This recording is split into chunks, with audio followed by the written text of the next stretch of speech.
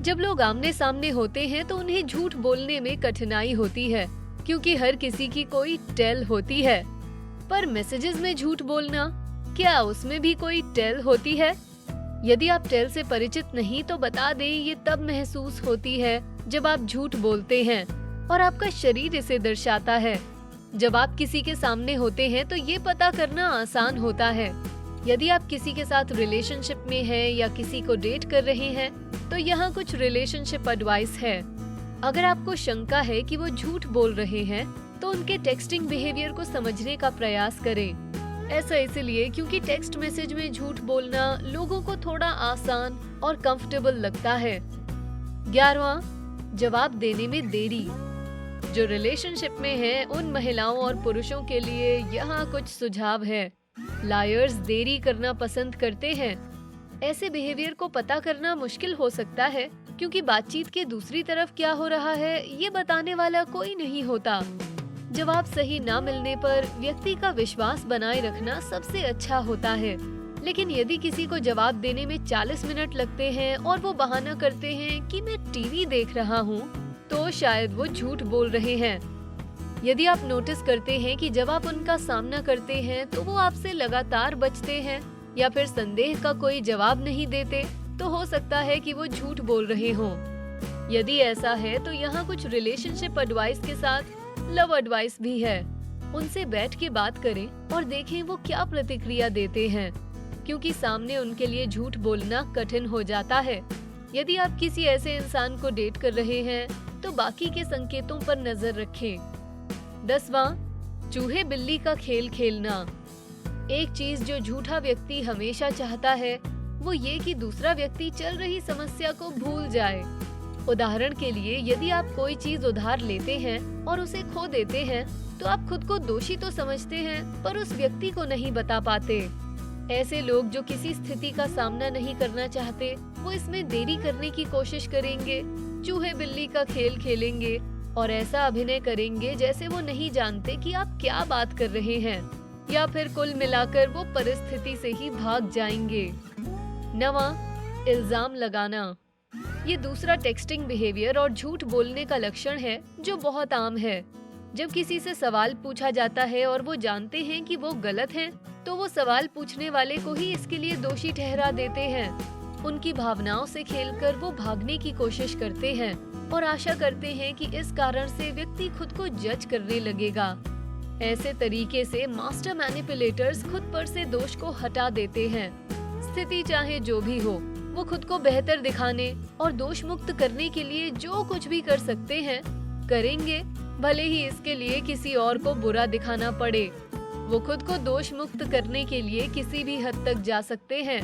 यदि आप देखते हैं कि कोई व्यक्ति आपकी भावनाओं से खेल रहा है और आप पर दोष डाल रहा है, तो संभावना है कि वो आपको मैनिपुलेट कर रहा है और झूठ भी बोल रहा है।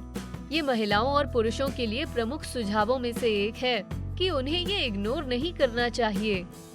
8वां, लंबे वाक्य के मैसेजेस। जब मैं कॉलेज में थी तो ऐसे विषयों पर निबंध लिखना होता था जिसके बारे में मुझे कुछ पता नहीं होता था। मैं जितना लिख सकती थी उतना लिख के इस तथ्य को छुपाने की कोशिश करती थी कि मैं सब झूठ लिख रही हूँ। यही टेक्सटिंग बिहेवियर और झूठ बोलने के साथ है। कॉर्नेल यूनिवर्सिटी द्वारा किए गए एक अध्ययन ने साबित किया कि झूठे लोगों के अक्सर लंबे मैसेजेस होते हैं। यदि आप डेटिंग कर रहे हैं और एसएमएस के जरिए उनका सामना कर चुके हैं और देखते हैं कि वो कुछ एक्सप्लेनेशन वाले संदिग्ध लंबे वाक्य लिख रहे हैं, तो ये सिर्फ एक जुड़ाव का प्रतीत नहीं होता, इसलिए और संकेतों को देखें। 7वां, दोहराने पर टिके रहना। आमतौर पर जब कोई मुसीबत में पड़ जाता है या अपने ही किए गए नाटक में उजागर हो जाता है, तो वो कई अलग तरीकों से दोहराकर उस ही जवाब को देता है।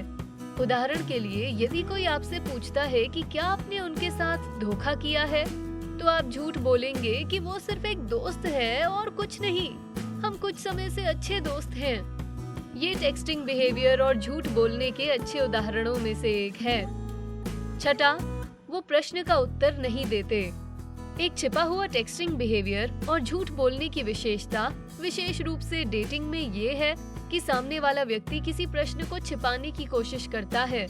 वो ऐसा दूसरा प्रश्न पूछकर करता है जिसका बातचीत से कोई लेना देना ना हो।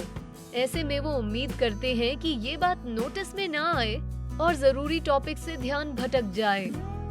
5वां, बहाने। यहाँ कुछ लव एडवाइस है। बहाने बनाना एक चेतावनी भरा संकेत है जिससे आपको हमेशा सतर्क रहना चाहिए। किसी को टेक्स्ट करने से बचने के लिए सबसे पुरानी ट्रिक ये है कि आप व्यस्त होने का नाटक करें। पेट में दर्द, मैं थक गया हूँ या मुझे सरदर्द है सबसे आम बहाने हैं। ऐसा करने का कारण ये है कि उन्हें अपने झूठ के बारे में सोचने के लिए समय चाहिए। ये सबसे आसानी से पकड़े जाने वाला टेक्स्टिंग बिहेवियर और झूठ बोलने की विशेषता है। कुछ लोग अपने झूठ को छुपाने के लिए बेहद बेतुके बहाने बनाएंगे, भले ही ये उन्हें मूर्ख दिखाए। यदि आप नोटिस करते हैं कि जिस व्यक्ति से आप नियमित रूप से एसएमएस के जरिए बात करते हैं वो हमेशा बहाने बनाता है, भले ही वो छोटी चीजें हों, तो वो शायद झूठ बोल रहा है। इस तरह के व्यवहार पर नजर रखें और देखें कि क्या समय बीतने के साथ साथ बहाने और भी बेतुके और अजीब होने लगे हैं। यदि ऐसा है तो उनसे इस बारे में बात करने से झिझकें नहीं। झूठे व्यक्ति को सही जगह दिखाने की जरूरत है और ये भी बताने की कि झूठ बोलना कभी सही नहीं होता। 4, अजीब शब्दों का इस्तेमाल। एक और टेक्स्टिंग बिहेवियर और झूठ बोलने का उदाहरण है जब व्यक्ति किसी प्रश्न का उत्तर देने के लिए अनिश्चित शब्दों के साथ अच्छे शब्दों का उपयोग करता है। ऐसा करने का कारण ये है कि वो दूसरे व्यक्ति की भावनाओं को चोट नहीं पहुंचाना चाहते। हाल ही में हुए शोध के अनुसार झूठ बोलने वाली महिलाओं द्वारा उपयोग किए जाने वाले सबसे आम शब्द थे शायद, कोशिश और मैं। टेक्स्टिंग करते समय यदि व्यक्ति एक अलग रूप दिखाता है, अजीब शब्दों का इस्तेमाल करता है या शब्दों में लड़खड़ाता है और किसी प्रश्न का उत्तर नहीं दे पाता, तो वो शायद झूठ बोल रहा है। जब लोग झूठ बोलते हैं तो वो घबरा जाते हैं, इसलिए नजर रखें, खासकर एसएमएस के जरिए।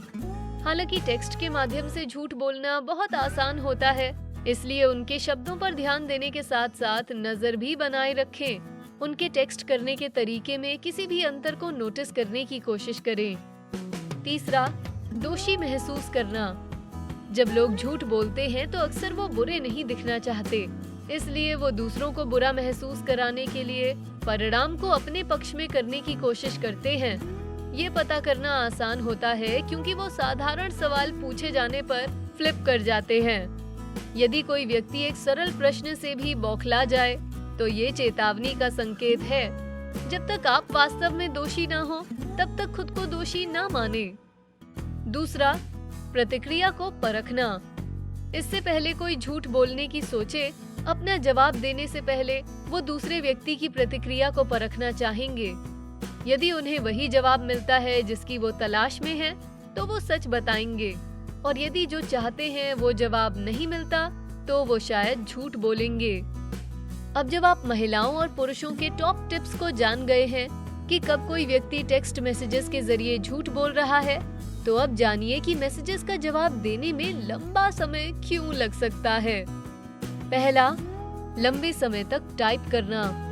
अगर व्यक्ति के मैसेजेस आमतौर पर छोटे हैं, तो आपको शंका हो सकती है यदि उन्हें मैसेज टाइप करने में लंबा समय लगता है, खासकर जब आपने उनसे किसी चीज के लिए मिलकर बात की हो। हो सकता है कि वो अपने मैसेज को मिटा या सही कर रहे हो ताकि वो थोड़ा अच्छा और भरोसेमंद लगे। अब आप टेक्स्टिंग बिहेवियर्स और झूठ बोलने के लक्षणों को जान गए हैं, तो ध्यान रखने वाली बात यह है कि तुरंत कोई निष्कर्ष ना निकालें। हालांकि रिलेशनशिप एडवाइस एक्सपर्ट्स आपको बता सकते हैं कि कुछ टेक्स्टिंग बिहेवियर चेतावनी के संकेत हो सकते हैं, पर तुरंत निष्कर्ष पर पहुंचने की कोशिश ना करें। किसी के अलग बर्ताव करने के पीछे हमेशा एक उचित कारण हो सकता है, लेकिन अगर आपको लगता है कि कोई एसएमएस के माध्यम से आपसे झूठ बोल रहा है, तो मिलकर बात करना सबसे अच्छा होता है, क्योंकि उस स्थिति में उसके झूठ बोलने की संभावना कम हो जाती है। आपके द्वारा देखे जाने वाले कुछ संकेत क्या हैं, जिससे कोई टेक्स्ट मैसेज के जरिए झूठ बोल सकता है? कोई रिलेशनशिप एडवाइस जो आप ऐसे व्यक्ति को देना चाहें जिसे अपने साथी पर शक है? नीचे कमेंट बॉक्स में हमें बताएं। वीडियो पसंद आया तो इसे लाइक, शेयर करें, साथ ही बेस्टी को सब्सक्राइब करें। Thanks for watching.